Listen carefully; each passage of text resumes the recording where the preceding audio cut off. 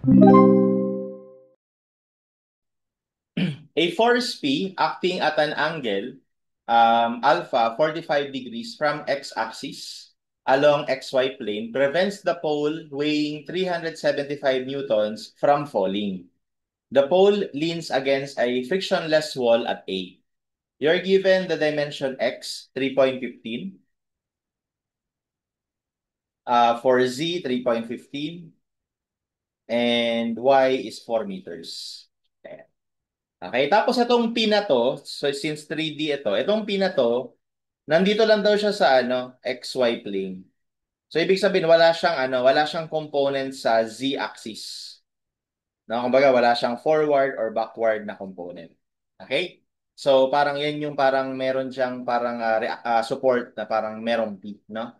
And then ito merong self-weight. So lagyan ko ng self-weight ha. Kunwari ito yung self-weight niya.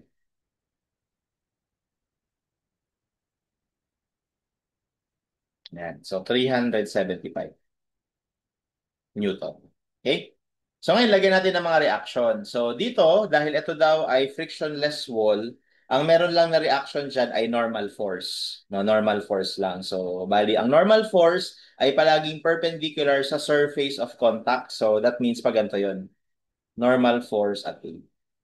Now, dito sa B, medyo siya sa drawing niya, medyo parang nakapatong lang. Di ba? Parang lang siya nakapatong. Pero, kung isipin natin, kung nakapatong lang talaga yan, ang tanging reaction dyan ay vertical lang. Kasi isipin mo, parang frictionless lang din siya, di ba? Ang problema kasi guys, kapag vertical lang ito, itong particular member na to will be unstable. No? It will be unstable kasi una, kung vertical yan, yun yung kukontra, magre-resist dun sa component na to at saka or sa self-weight niya and at the same time dun sa vertical component ng P. Okay, so walang problema. Yes, meron tayong vertical reaction dyan. Tawagin ko na BY. Pero again, like I said, kung talagang yan lang yung reaction niya, magiging unstable. Bakit ito nasabi na unstable? Unang-una, eto meron ditong force along the z-axis. So dapat merong kukontra dyan. Sinong kukontra dyan? Ito bang P? Nabanggit nga natin na yung P, wala siyang z component. So wala siyang pangontra dito. Ito bang 375? Well, vertical yan, along Y yan. So wala rin siyang pangontra dyan. So sinong kukontra dyan? Kasi kung walang kukontra dyan, this will be unstable. Hanggang mangyayari, tutulak niyo yan dun, di ba? Which is imposible. So that's why we can assume na itong part na to, pwede na ball and socket joint. No? Pwede siya na parang hinge. So meron din tayong reaction along this axis to maintain it being equilibrium and stable. No? So that is, tawagin ko na lang na BZ. Component niya sa Z. Okay? And lastly, meron din kaya siyang reaction dito. Tingnan natin. Ito wala namang problema kasi downward lang yan. Ito rin walang problema kasi ito yung magre-resist dyan. Pero ito, meron siyang X component. So yung X component na yun, kailangan ulit merong kumontra doon. Unless, otherwise, ito tutumba doon. Okay? Or what I'm saying is, hindi pala tutumba, magta-translate siya doon. Gagalaw siya papunta doon. So to prevent that, meron din dapat tayong reaction acting in this direction. So that is our BX. So dun sa point B, kahit na mukha lang siyang nakapatong, kailangan isipin natin minsan na hindi naman accurate yung drawing na binibigay sa atin, lalo na sa board exam. Kaya kailangan isipin natin, basahin natin yung problem statement. Ang binanggit lang kasi sa problem statement is yung tungkol sa wall A eh. Yan lang yung binanggit niya. Kaya dito, sigurado ako, ito, normal reaction lang meron dyan. Walang friction, walang kahit ano. Pero dun sa B, wala siyang binanggit, kaya medyo vague, no? Medyo malabo. Pero kailangan mag-iisip din tayo kasi kung isipin lang natin na mukha lang din naman tong wall, eh di ganito lang yung reaction dyan, no? Na frictionless. Ang problema doon, hindi siya stable, hindi siya equilibrium kasi kung ito lang yung reaction dito, walang magre-resist sa Na. Tapos, walang magre-resist sa X component ni P. Okay, kaya kailangan balance siya, no? So, yan. So, anyway, to solve for whatever is unknown, ano bang kailangan? Force P. Pinapahanap yung force P, itong force na to. So, para ma-solve yan, unang-una, gusto ko lang i-highlight na dahil self-weight ito, so nasa gitna siya nito, no? Nasa gitna siya niyan. So, kung nasa gitna siya niyan, Pag pin-project natin yung, so let me just, ano to, redraw this. So let's say ito yung gitna niya. No? So pag pin-project natin yan dito sa baba, okay? So dapat, para masabi natin na gitna yun, dapat gitna rin siya nito. Ayan, gitna rin siya dyan. So ano ba to? So yung buong to, mula dito hanggang sa B, is 3.15. So dahil gitna yan kasi self-weight, so kalahati ito ng 3.15. So kunin ko lang yung kalahati ng 3.15. So 1.575. So lumalabas sa pag pinoject pa natin yan dito, ganun din dito. Ayan. So ganun din, gitna lang din siya nung X na 3.15. So ito will also be 1.575. So, ibig sabihin, kapag dinrowing natin to, papunta doon, so this will also be 1.575. No, ito rin. This is 1.575. Kasi dapat sa gitna nag-aak yung self-weight. What is that? 375. Okay, so para lang mas madaling mag-moment-moment mamaya. Okay, sige. Maghanap na tayo ng pwede nating gamitan ng axis na mag-moment. So, gagamitin ko ulit dito yung non-vector na solution. So, well, o nga pala, this is 45 degrees.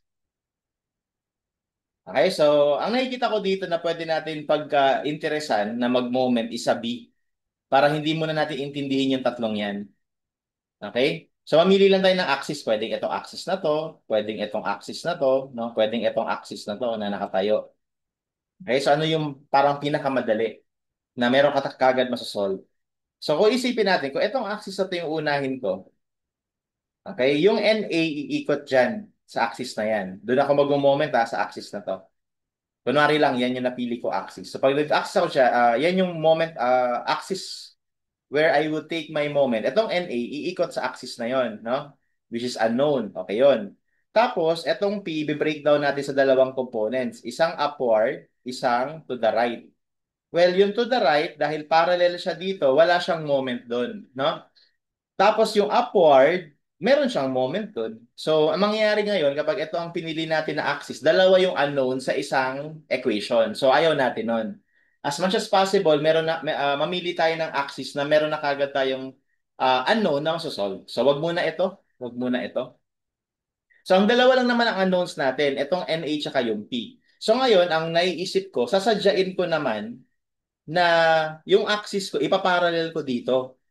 'Di ba? Kasi kung nakaparallel yung axis mo doon sa force, yung force na yun, wala siyang moment. And yung axis na yun passing through B ay ito. So gamitin natin to. Yan, yung axis na yan. O, tawagin ko yung axis na yan na ano, axis kasi dadaan siya ng B no? B na parallel sa Z-axis. Yan. Sa B, parallel sa Z-axis. Okay, pag dyan ako nag-moment, ito, hindi iikot kasi parallel siya doon. Ano lang ang iikot? Etong self-weight, pag ganyan yung ikot nun, etong pag bin-breakdown natin, may horizontal component siya. Yung horizontal component niya, iikot. Tapos yung vertical component niya, iikot din. Okay, which is okay lang kasi parehas lang naman yun na in terms of P. And from there, we can solve for P. So, unahin natin to. So, let's take summation of moment at B parallel to Z equal to 0. Okay, and in this case, gagamitin natin si right thumb rule, no? So, ang right thumb rule natin dyan, ganito ang itsura. Ganyan. Ganyan, no? So, ibig sabihin, ito yung positive moment. Ayan yung positive. Okay, so let me start with 375. So, si 375, ang moment arm niya, ito. Ito. 1.575. So, 375 times 1.575. Ang rotation natin ay kaparehas nung positive, no? Pag ganito. So, positive to. Next, yung NA, walang moment. Kasi ito i-breakdown natin sa X and Y. So, ito yung X component niya, kunwari, which is P cosine of 45. Tapos, yung Y component niya, ito naman yun, which is P sine of 45. So yung X muna. So we have P cosine of 45. Ang moment arm nito, galing sa axis na to, ay ito, yung 4 meters natin. So times 4. Yun nga lang, ang rotation na ipoproduce niya pag ganito. So baliktad dun sa positive direction ng right thumb rule. So negative. Okay? And lastly, yung P cosine 45, yung Y component. Ang moment arm naman nito, bali ito yan eh. Ang moment arm niya galing doon sa dilaw na axis ay ito, which is 3.15.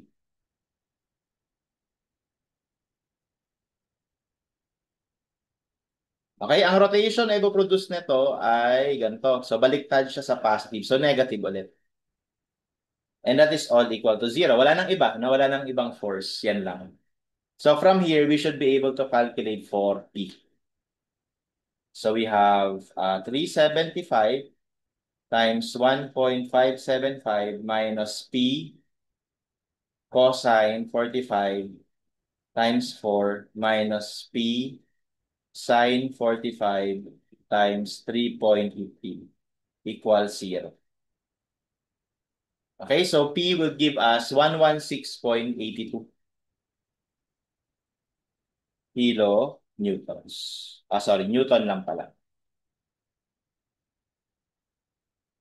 And that is our answer for number 1.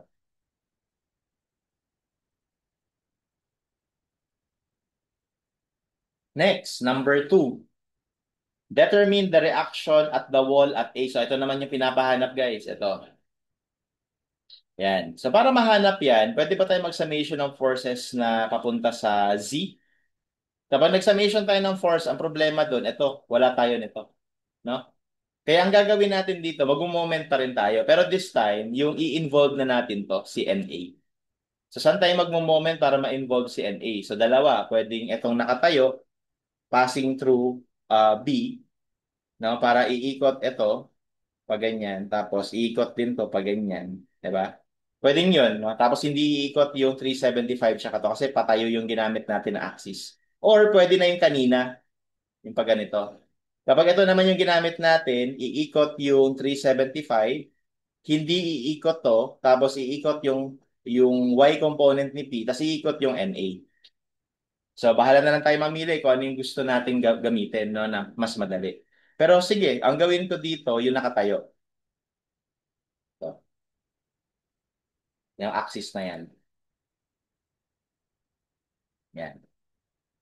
Okay? Tignan natin kung kaya, no, kapag yan yung axis natin. So, tawagin ko ulit yung axis na yan na B parallel naman sa Y-axis. Okay?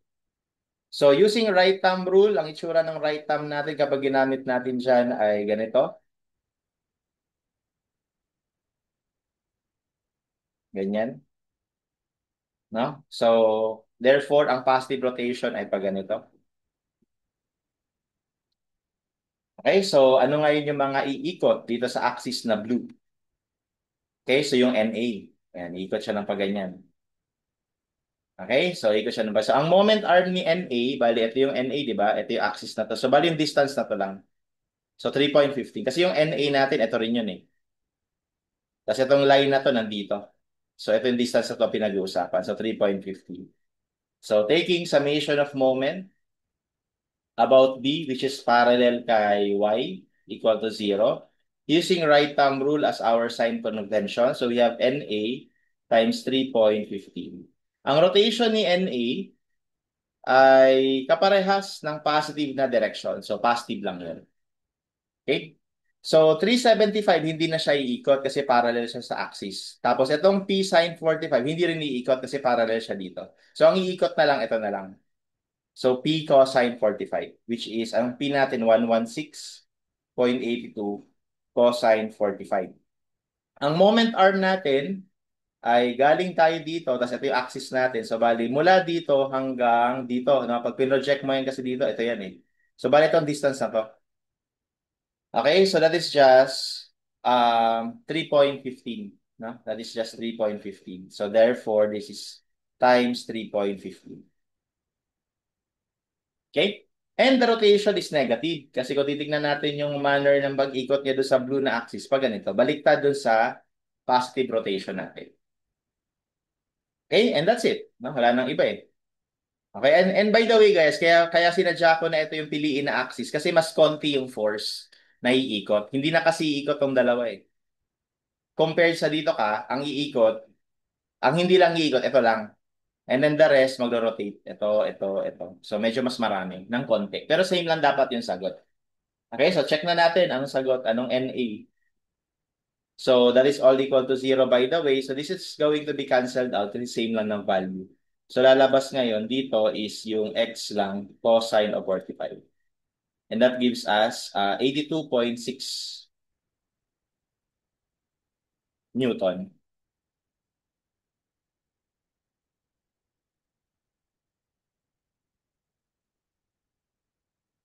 Okay, so our answer here is letter B.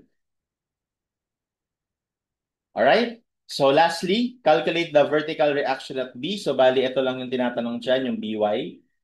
Okay, so para makuha natin yung By, I think wala namang ibang way kundi mag-summation of forces Y na lang. Total, nakuha na natin lahat.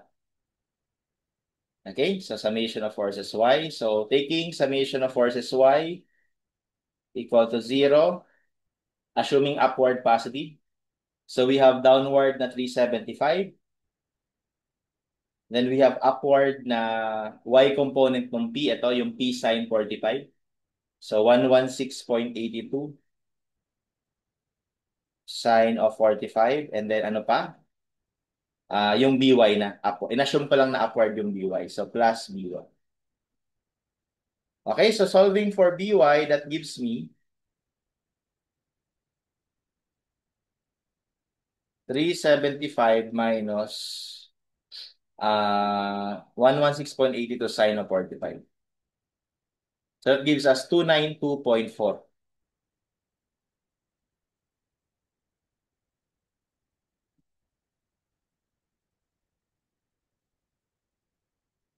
So we have letter A for this item. Okay, and kung gusto niyo ma-solve din yung BZ tsaka BX, pwede niyo ma-solve kasi pwede ka na mag-summation ng forces horizontal. I mean Z, along Z. Ang mangyayari lang dyan guys, yung BZ equal kay NA. Tapos kung gusto mo naman hanapin yung BX, mag-summation of forces along X ka naman. Ang mangyayari lang dyan, kasi wala namang ibang force sa X, yung BX magiging equal sa P cosine 45. Kaya pwede ka rin tanungin, what is the resultant reaction at B? So, ang resultant reaction at B is square root mo lang yung BZ squared, BY squared plus BX squared. Okay? And that's how we solve this problem.